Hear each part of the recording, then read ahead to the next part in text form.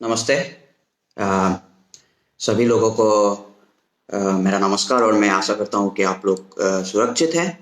और जैसे कि मैंने बोला था मैं आज लाइव आ रहा हूँ तो मैं कुछ सवाल लेकर फिर से वापस आया हूँ। और सबसे पहले हम लोग शुरुआत करते हैं। थोड़ा व्यूवर्स, पता नहीं आप लोगों को अगर मेरी आवाज़ सुनाई दे रही है या फिर या नहीं, तो उस कृपया कमेंट पे लिख दीजिए।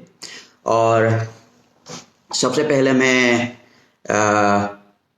सबसे ज़्यादा सवाल मुझे पूछा गया है कि हाथ कितने देर तक धोए। ज़्यादातर लोग बोलते हैं कि क्या 1 मिनट तक धोना चाहिए या फिर 2 मिनट तक। तो बात ऐसा है कि जब आप साबुन से किसी भी साबुन से हाथ धोते हैं तो वो हाथ साबुन और वायरस के कांटेक्ट में आते ही 1 सेकंड में ही वायरस डिस्ट्रॉय मर जाता है। तो आपको ज़्यादा देर तक धोने की ज़रूरत नहीं है। पर अगर आप अपने हाथों को देखें तो यहाँ पे काफ़ी सारे से रीजेस है और यहाँ पे कोने कोने होते हैं और ये नाखून के अंदर में भी काफ़ी जगह होता है। तो इन सब को साफ रखने के लिए 20 सेकंड मतलब रिकमेंडेड 20 सेकंड तक आपको साबुन से अच्छे से हाथ धोना चाहिए। 1 मिनट या फिर 2 मिनट, पता नहीं आप लोगों को कहाँ से पता चला, पर उतनी देर तक हाथ धोने की कोई ज़रूरत नहीं है। 20 सेकंड इज रिकमेंडेड। और सैनिटाइजर, और फिर लोग फिर से ये सवाल पूछते हैं कि सैनिटाइजर और साबुन में कौन सा अच्छा है। मैं जब घर में रहता हूँ मैं तो मोस्टली साबुन से हाथ धोता हूँ और साबुन ही सबसे बढ़िया है। और सैनिटाइजर तभी यूज करें जब आपके पास पानी ना हो और आप बाहर ट्रेवल में हो, तो सैनिटाइजर से आप अल्कोहल होता है तो आप अच्छे से सारे कोनों में वो सैनिटाइजर पहुंचना चाहिए और उसको खुद खुद से ही ड्राई होने दें। और आपको घर में है तो आप ऑफ कोर्स साबुन यूज करें। साबुन किसी भी साबुन चलेगा या फिर लिक्विड सोप, कुछ भी, हैंड वॉश, कुछ भी हो। ऐसा नहीं कि आपको स्पेसिफिक ब्रांड का ही खरीदना है। वो सॉप होना चाहिए, डिटर्जेंट होना चाहिए। और उसके बाद अगर आप उसको यूज करेंगे तो आपको ब्रांड से कोई लेना देना नहीं है, सिर्फ वो डिटर्जेंट होना चाहिए। तो ये बात है। और बाकी अभी सीधे सवालों की ओर चलते हैं। यहाँ पे मेरे पास कुछ सवाल है। पहला सवाल संदीप नेवार ने पूछा है कि what kind of different possible scenario we can expect in our society after improvement from this situation? Please light your insight as per the situation we are expecting from the Western world to South Asia. मतलब और मैंने सोचा था कि मैं या फिर नेपाली या फिर आसामीज में बोलूँगा, पर अभी मैंने डिसाइड किया कि मैं हिंदी में बात करूँगा क्योंकि हिंदी सबको समझ में आती है और ज़्यादा लोगों तक ये वीडियो एक्सेसिबल होगा, ज़्यादा लोग देख पाएंगे, इसलिए मैं हिंदी में बात करूँगा। तो संदीप नेवार ने पूछा है कि क्या बदलाव आ सकता है कोरोना वायरस के बाद। मुझे क्या लगता है, तो देखिए मैं पूरा एक्यूरेटली तो बोल नहीं सकता क्योंकि इसको तो टाइम लगेगा बदलाव आने के लिए। और कौन सा देश क्या बदलाव लेगा, पर मेरे हिसाब से कुछ चीज़ें मैं सजेस्ट कर सकता हूँ। पहली बात कि आफ्टर कोरोना वायरस आप जो लाइव एनिमल मार्केट है, मतलब जो जानवरों को मार के खाया जाता है, उसको बंद होना चाहिए, मेनली स्पेशली चाइना में। और सेकंड बात, गवर्नमेंट को ज़्यादा पैसा रिसर्च और मेडिसिन में खर्चा करना चाहिए। तीसरी बात, आपको जो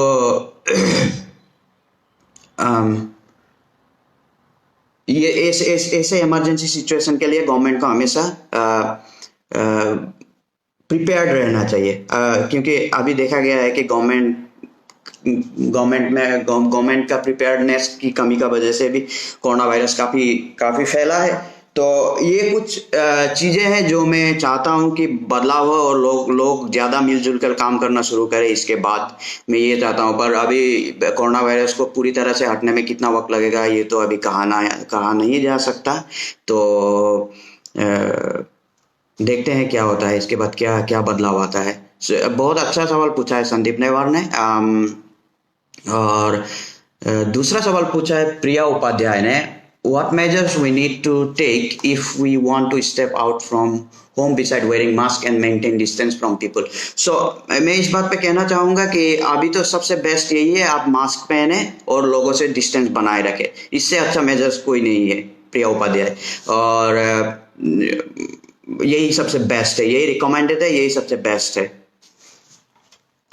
पुष्कर मिश्रा ने पूछा, इंडिया में हो या और कभी भी और कहीं भी हो, जो व्यक्ति कोविड पॉजिटिव है वो हर जगह में 30% ठीक हो रहा है, वो लोग कैसे ठीक हो रहे हैं जबकि इसका अभी तक कोई ठोस मेडिसिन नहीं है।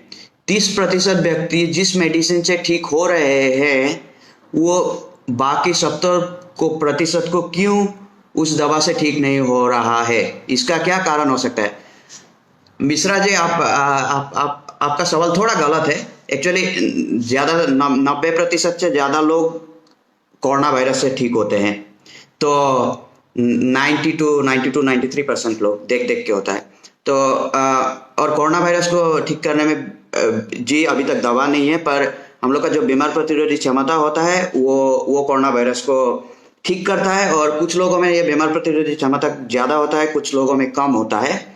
जो लोग अपने आप ठीक होते हैं उनको सिर्फ सपोर्ट दिया जाता है और बॉडी का इम्यून सिस्टम अपने आप, मतलब बीमार प्रतिरोधी क्षमता अपने आप ठीक करता है। तो बाकी लोग जो अपने आप को ठीक नहीं कर पाते, ज़्यादातर बूढ़े बुजुर्ग लोग या फिर काफ़ी छोटे बच्चे, क्योंकि उन लोगों में बीमार प्रतिरोधी क्षमता काफ़ी कम रहता है जवान लोगों के तुलना में, तो इसलिए वो लोग ठीक नहीं हो पाते हैं। दरअसल अच्छी बात यह है कि कोरोना वायरस मैक्सिमम 10% लोगों की जान लेता है और 90% लोग ठीक हो जाते हैं अपने आप। प्रदीप बेस्या ने पूछा है, इजराइल আৰু ইটালীত কৰোনাৰ ভেকচিন আৱিষ্কাৰ কথা সংবাদ মাধ্যমত প্ৰকাশ পাইছে, ই কিমান সত্য? ভেকচিন বজাৰত উপলব্ধ হ'বলৈ কিমান সময় লাগিব বুলি আপুনি আশাবাদী? ভাৰতৰ সংক্ৰমণৰ গ্ৰাফডাল কেইদিনৰ খুব ঊৰ্ধ্বগামী হৈছে, এতিয়ালৈকে কেতিয়ালৈকে আপুনি নিম্নগামী হোৱাৰ আশা কৰে? पहली बात, इजराइल और इटाली में कोई भी वैक्सीन यूज नहीं हुआ है, उसको पैसिव इम्यूनाइजेशन बोला जाता है। जो लोग ऑलरेडी कोरोना वायरस से इन्फेक्टेड हैं, तो ठीक होने के बाद में उनके बॉडी में क्या होता है, एंटीबॉडीज मिलते हैं, जो कि एंटीबॉडीज जो होते हैं वो कोरोना वायरस के अगेंस्ट में फाइट करते हैं। तो उन लोगों से जो ब्लड निकाल के वो एंटीबॉडीज को सेपरेट करके नए इन्फेक्टेड लोगों में, जो कि बहुत बहुत क्रिटिकल है, उनमें दिया गया है कुछ हॉस्पिटल में, ठीक है। और वो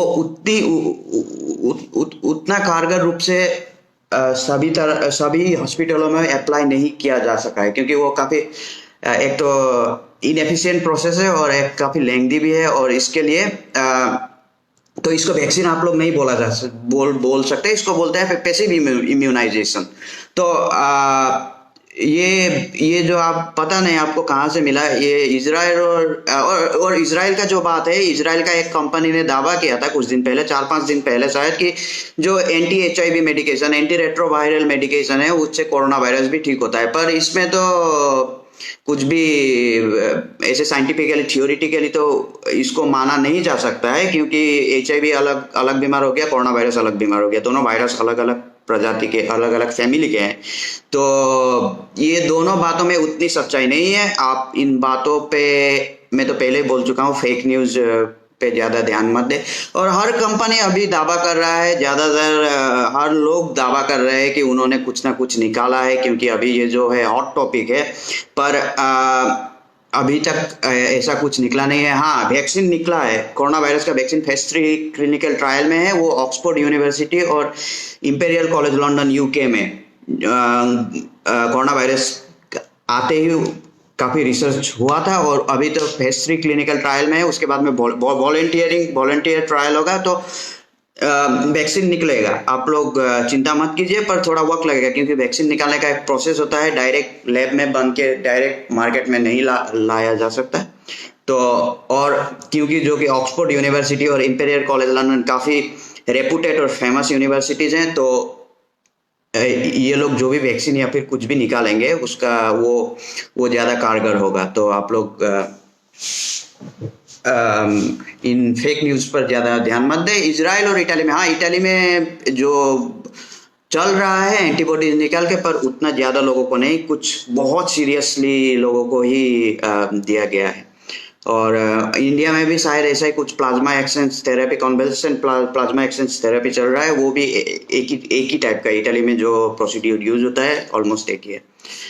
माई question is what is plasma therapy and how it is effective against the treatment of any viral disease. Vikas Shrestha ने पूछा है, मैंने ऑलरेडी बोला प्लाज्मा थेरेपी क्या होता है। एक इंसान जब ठीक होता है उसके प्लाज्मा को निकाल कर दूसरे बीमार लोगों के प्लाज्मा को दिया जाता है, क्योंकि उसके प्लाज्मा में ऑलरेडी एंटीबॉडी मतलब एक वेपन जैसा होता है जो कि वायरस को मारने में मदद करता है, तो ऑलरेडी होता है। तो जो बीमार नया बीमार या फिर सीवियर है उन लोगों को ठीक कर सकता है अगर बीमार लोगों से वो प्लाज्मा लेके दूसरे लोगों में दिया जाए। पर ये प्रोसेस बहुत उतना एफिशिएंट नहीं है, सभी लोगों को ये काम नहीं भी कर सकता है, तो इसलिए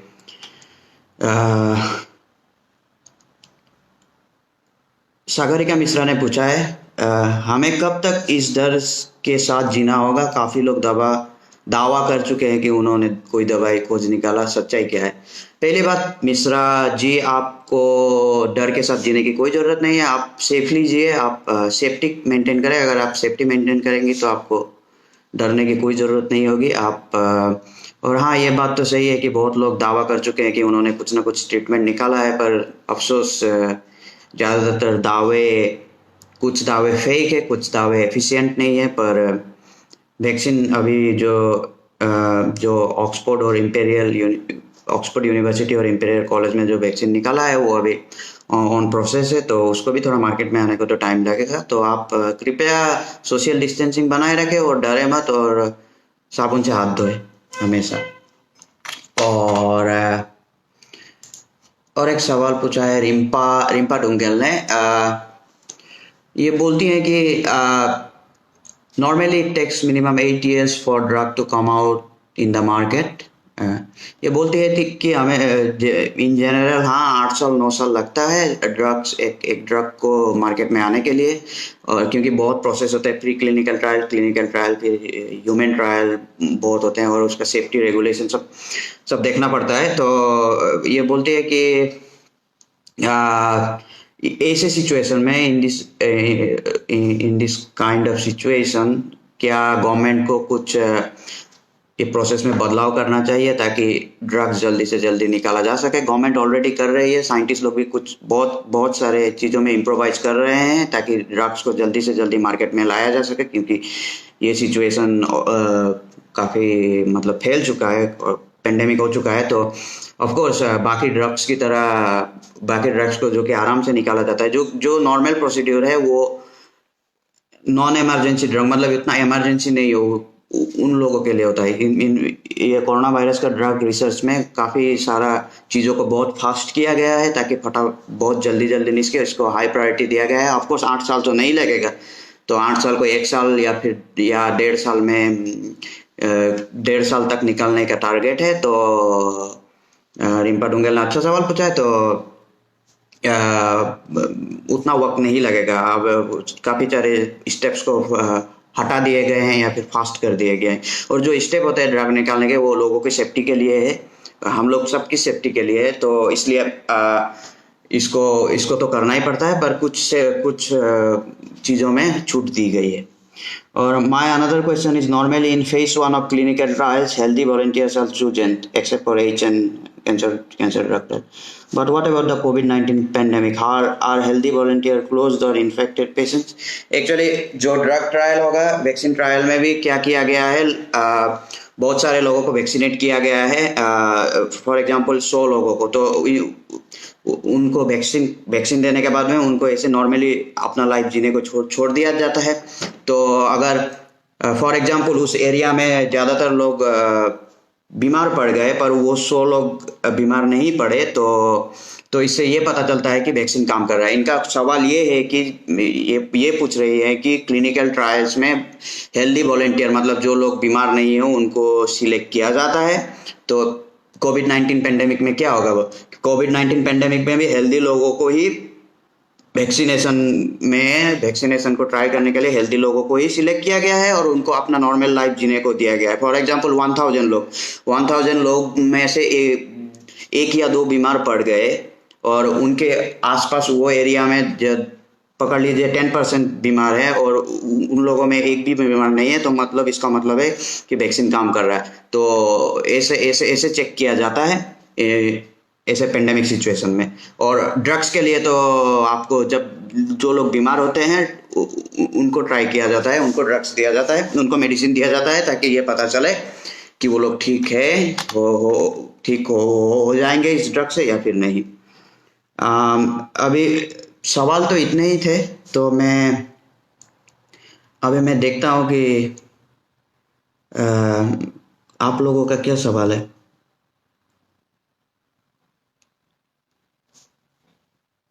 पंकज उपाध्याय ने पूछा what is the difference between torsion and corona virus. पता नहीं, टार्जन तो मैंने सुना नहीं है। So is it about plasma थे प्रिया अधिकारी ने पूछा है is it about plasma therapy. पता नहीं आप क्या पूछना चाहते हैं, आप समझ में नहीं आया, पर मैंने ऑलरेडी बोल दिया है प्लाज्मा थेरेपी क्या होता है और एंटीबॉडी एक्सचेंज थेरेपी भी क्या होता है। अलग अलग थेरेपीज को यूज किए गए हैं और ताकि कोरोना वायरस को ठीक किया जा सके। आप लोग चिंता मत कीजिए, आप लोग एक ही बात का ध्यान दीजिए, आप लोग सोशल डिस्टेंसिंग बना के रखें और साबुन से हाथ धोए। मैं पहले ही भी बोल चुका हूँ कितने 20 सेकेंड्स तक साबुन से हाथ धोए और सोशल डिस्टेंसिंग बना के रखें। अभी इटाली में तो काफ़ी सोशल डिस्टेंसिंग और आइसोलेशन का वजह से बहुत सारे केस बिलो 1000 केसेस हो गए हैं और पहले तो 7000 केसेस पर डे होते थे। तो अभी तो इटली में फेज 2 ऑफ लॉकडाउन चल रहा है। मतलब स्टेज 2 में क्या होता है कि थोड़े रिलैक्सेशन दिए जाते हैं, फिर भी ज़्यादातर दुकानें और सर्विसेज बंद है। और मैं आप लोग देख सकते हैं मेरा बाल भी काफ़ी लंबा हो चुका है, क्योंकि इसलिए मैंने टोपी पहना है, क्योंकि सैलून ये सब जो भी पब्लिक सर्विसेज है वो बंद है। कोई बात नहीं, हम लोग सब मिलके इस बीमारी से बच सकते हैं। और मेन बात ये हो गया, असली बात ये हो गया कि वैक्सीन या फिर दवाएं आए ना आए उससे पहले सोसाइटी को इस वायरस से फ्री करना पड़ेगा और उसके बाद ही उसको लोगों तक वैक्सीन या फिर दवाई को पहुंचाया जा सकता है। तो अभी के लिए सबसे बेस्ट है सोशल डिस्टेंसिंग, और जो आपका गवर्नमेंट बोलता है या फिर जो आपके हेल्थ ऑफिशियल्स बोलते हैं उसको मानना चाहिए। एक नया सवाल पूछा है, एफेक्टेड कोनोबा यदि ठीक हो जाए तार पिছত आको एफेक्ट हुआ चांस कम থাকে। कामाख्या बरगोहाई ने पूछा है क्या अगर कोई अफेक्टेड होने के बाद में फिर से हो जाए तो री इन्फेक्शन होने का चांस, अगर सेम वायरस अटैक करेगा तो बिल्कुल नहीं होगा, क्योंकि एक बार अफेक्टेड होने के बाद में उसका इम्यून सिस्टम उस वायरस को बहुत ही जल्दी मार सकता है, तो नहीं होगा।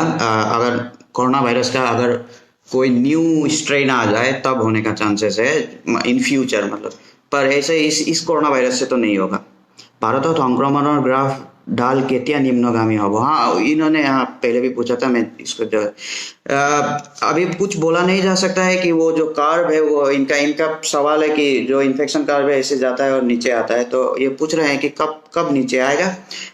अभी तक कुछ बोला नहीं जा सकता है कब नीचे आएगा, क्योंकि जब वो पीक पहुंचेगा, पीक पहुंच के नीचे वो तो कोई भी नहीं बोल सकता है सर कि कब नीचे आएगा। वो तो इन्फेक्शन रेट के ऊपर में डिपेंड करता है और डाटा कितना सही है, कितना टेस्ट हो रहा है, कितना एक्यूरेट है डाटा, ये सब चीज़ों के ऊपर में डिपेंड करता है। तो अगर इन्फेक्शन वो पर एक बार नीचे आना शुरू हो जाए तब बताया जा सकता है कि कब खत्म होगा ये डिजीज, मतलब कब तक स्टेबल हो सकता है एक कंट्री।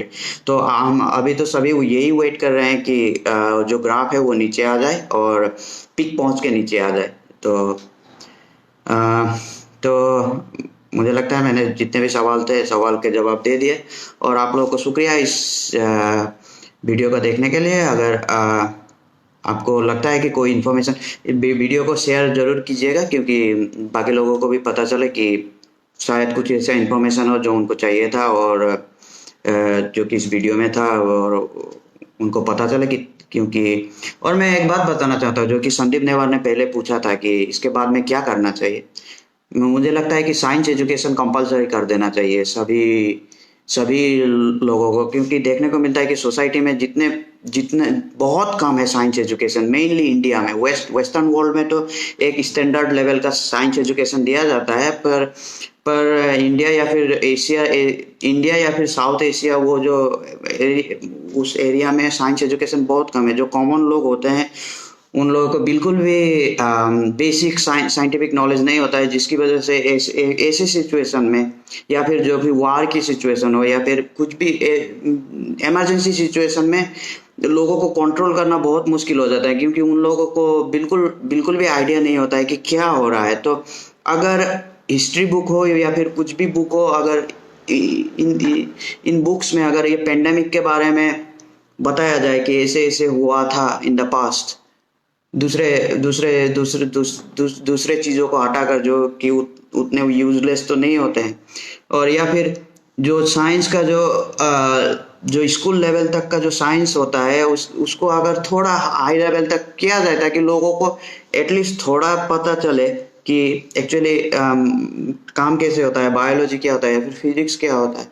तो ऐसे सिचुएशन में बहुत मदद मिलता है, क्योंकि जब जब तक लोग साइंटिफिकली अवेयर हैं तब तक गवर्नमेंट को भी इजी होता है, और बाकी साइंटिफिक ऑर्गेनाइजेशन को भी इजी होता है लोगों को हैंडल करना। तो ये चीज़ भी बहुत ज़रूरी है मुझे लगता है। इसके बाद में इन सब चीज़ों की सीख लेनी चाहिए गवर्नमेंट को भी, पब्लिक को भी, सभी लोगों की। तो मुझे यही मेरा ओपिनियन है। हालांकि मेरा ये पर्सनल ओपिनियन है, पता नहीं क्या होता है। सो इसी के साथ आप लोगों का शुक्रिया यहाँ इसको देखने के लिए। और जैसे मैं पहले बोल चुका हूँ, शेयर करें अगर आपको अच्छा लगा है वीडियो, और बाकी लोगों को भी अवेयर करें कोरोना वायरस के बारे में। और घर में ही बैठे रहें, सेफ डिस्टेंस बनाए रखें, और साबुन से हाथ धोएं, फ्रिक्वेंटली साबुन से हाथ धोएं। और एक एक एक एक इंसान हर घंटे में 20 बार अपने नाक और मुंह को हाथ लगा, मतलब फेस एरिया को हाथ लगाता है। वो हम लोग का हैबिट है in general, 20 times per hours. So अगर आपका हाथ और मुंह में हाथ लगाने का आदत को भी थोड़ा कंट्रोल करें, ये आदत है तो ठीक हो सकता है। और एक सवाल पूछा है কামাখ্যা বৰগোহাঁইনে ভেজিটেবলৰ পৰা ইনফেকশ্যন হোৱাৰ চান্স থাকে নেকি যদি কোনোবা रेड रीजनर পৰা আহে। तो कामाख्या बरगोहांई को मैं ये बोलना चाहता हूँ कि वेजिटेबल से इन्फेक्शन, अगर वहाँ पे वेजिटेबल के सामने जाकर किसी ने छींका है या फिर वहाँ पे ड्रॉपलेट है, तो आप उस वेजिटेबल को डायरेक्ट खा रहे हैं, तो हाँ आपको इन्फेक्शन हो सकता है अगर आपको फेफड़ों में वो वायरस पहुँच गया। पर आप तो वेजिटेबल इन जनरली पका के खाते हैं। और मैं बोलना चाहता हूँ कि इस सिचुएशन में आप सलाद उलाद जब भी खाएं तो अच्छे से धो के ही वो वेजिटेबल को खाएं, नहीं तो पका के खाएं। तो पका के खाने से तो वायरस तो ऑफकोर्स मर ही जाता है, और तो उतना चांसेस नहीं है। पर आप अच्छे से धोएंगे तो आप वैसे भी जब बाहर से सब्जी लाएं तो सब्जी ला के आप फ्रिज में रख देंगे, तो फ्रिज में रखने के बाद में अपने हाथ को अच्छी तरह से धोए, ताकि आपके अगर हाथ में कहीं पे वायरस चिपका भी होगा तो आप आपके नाक और मुंह में ना पहुंचे। शुक्रिया। तो मैं इसी के साथ अभी का लाइव सेशन कंप्लीट करता हूँ। मुझे पता भी नहीं कितना वक्त हुआ अभी, और आशा करता हूँ आप लोगों को कुछ इन्फॉर्मेशन चाहिए था वो मिला होगा। और बाकी इन्फॉर्मेशन के लिए आप हमेशा मुझे सवाल पूछ ही सकते हैं। मैं वक्त निकाल के आप लोगों के लिए आप लोगों का सवाल का जवाब दूंगा। और मेरा एम यही है कि लोगों को जितना हो सके साइंटिफिकली एजुकेटेड किया जाए। अभी ये तो पॉसिबल नहीं है कि पूरी टेक्निकल सभी बातों को समझाया जा सके, पर धीरे धीरे ईजी लैंग्वेज में अगर साइंटिफिक नॉलेज दिया जाए तो इससे भी काफ़ी मदद मिलता है। और ये स्लो प्रोसेस है, धीरे धीरे होगा, पर मुझे आशा है कि एक दिन ज़रूर होगा।